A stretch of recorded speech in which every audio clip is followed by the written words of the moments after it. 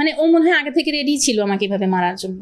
খুব করে মারধর করে, এরকম কানের পাশে থাপ্পড় আর এলো পাথারি লাথি, তার যত শক্তি আছে সেই শক্তি দিয়ে লাথি, আমার সার্জারির জায়গায় লাথি।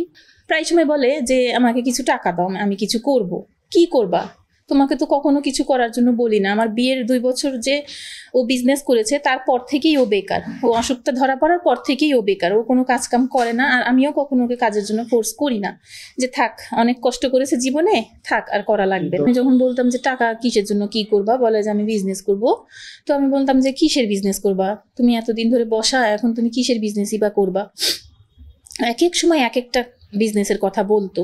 লাস্টে সে আমার কাছে এত টাকা চাচ্ছে, এত টাকা চাচ্ছে। এখন আমার আত্মীয় স্বজনের কাছ থেকে তো এই যে 10 বছর মেডিসিনের উপরে ওর চিকিৎসা চললো, তারপরে এখন তো 6 বছর চলছে। এই এত বছর ধরে তো দুইজনেরই মেডিসিন প্লাস হচ্ছে গিয়ে আমার ছেলেটার লেখাপড়া, আমার সংসারের খরচ, আমার আত্মীয় স্বজন সবসময়ই টাকা পয়সার হেল্পটা করে এসেছে। কেসারেন শেকড় থেকে শিখরে। তো সেখানে আমি এখন তোমার বিজনেসের জন্য আবার আত্মীয় স্বজনের কাছ থেকে টাকা চাবো? আসলে আমি তো একটা মানুষ, আমারও তো একটা বিবেকে বাধে যে আমি একটা মানুষের থেকে কতবার চাবো। এটা আসলে হয় না, আমি পারবো না। তখন ও আমাকে একদিন মানে খুব জোর করে যে তাহলে আমাকে সমিতি থেকে তুলে দাও। পর আমি সমিতি থেকে বাধ্য হই, ওর এত প্রেশারের কারণে, যে আমি সমিতি থেকে 3 লাখ টাকা তুলে দিই। তুলে দেওয়ার পরে ও পুরো টাকাটা নিয়েই ইন্ডিয়ায় চলে যায়, বলে ও বিজনেস করবে। তারপরে প্রায় 15-20 দিন পর ঘুরে আসে। আসার পরে ও বলে যে আমি বিজনেসে লস খেয়েছি। ও মিনা নামের, পরবর্তীতে আর কি আমি জানতে পারি, মিনা নামের এক মহিলার সাথে ও কিসের জন্য মেডিসিনের ব্যবসা করতে গেছিল। তো টাকা পয়সার হিসাবের কথা বললে ও বলে যে আমি লস খেয়েছি, আমি কিছু করতে পারবো না, আমার দ্বারা কিছু হবে না। আমি বোকার মতন ওগুলোই বিশ্বাস করেছি। 3 লাখ টাকা তো আর কম না।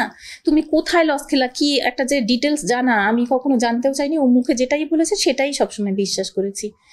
এইভাবে বেশ কয়েকবার আমি কয়েকটা সমিতি থেকে তুলে দিয়েছি। এবার সমিতি থেকে যে আমি টাকাটা তুলছি, এগুলোর কিন্তু মেয়াদ খুব কম থাকে, 1 বছর, হাইয়েস্ট 1.5 বছর, এর মধ্যেই টাকাটাকে পরিশোধ করতে হয়। এই যে মাসে 30,000, কোনো সমিতিটা মাসে 40,000, এভাবে করে টাকাটা দিতে হয়, পরিশোধ করতে হয়। এই টাকাটাও ওই আমাকেই যুদ্ধ করে করে পরিশোধ করতে হয়েছে, এই পার্লারে কাজ করে, বুটিক্সের কাজ করে। কখনো আমার আত্মীয় স্বজনের কাছ থেকে আবার ধার চেয়েছি। পরবর্তীতে ওরা এই টাকাটা ফেরত নেয় না, কিন্তু আমাকে চাইবার সময় তো ওভাবেই চাইতে হয়। এভাবে করে আমি সমিতির টাকাগুলোকে পরিশোধ করেছি। কিন্তু ওইভাবে মানে চাইতেই থাকে, যখনই চায় আমাকে দিতে হয়, আমি দিতে বাধ্য হই। মানে সিন ক্রিয়েটটা পছন্দ করি না। যদি দিতে না চাই, ও আমাকে গালাগালি করে, অনেক ধরনের সিন ক্রিয়েট করে, মারধর শুরু করে। আর মারধরটা হচ্ছে কেমন, আমার কানের মধ্যে খালি থাপড় মারে, কানের মধ্যে থাপড় মারে, আর খুব পা চলে, লাথি মারে, একদম সার্জারির জায়গায় লাথি মারে। তো এইভাবে চলতে চলতে আমিও চুপ থাকি। আমার ছেলেটাও সিন ক্রিয়েট জিনিসটা পছন্দ করে না, আমিও করি না, যার জন্য চুপ থাকি। খালি ভাবি কি ও হয়তো ঠিক হয়ে যাবে, ও হয়তো ঠিক হয়ে যাবে, সংসারটা করবো দেখে সংসারটা টিকে থাকে, এই জন্য আমার এত চুপ করে থাকা। এবার এই ফেব্রুয়ারি মাসের 1 তারিখে ও হঠাৎ করে এমন হিংস্র হয়ে ওঠে আমার উপরে, এমনভাবে মাইট শুরু করে হঠাৎ করে। মানে ও মনে হয় আগে থেকে রেডি ছিল আমাকে এভাবে মারার জন্য।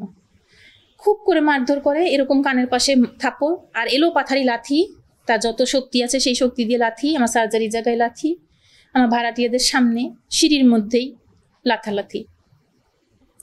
পরে এভাবে মারধর করলো, পরে আমি আর নিতে পারলাম না। আমি পরের দিন চলে গেলাম পাশেই আমার খালার বাসায়।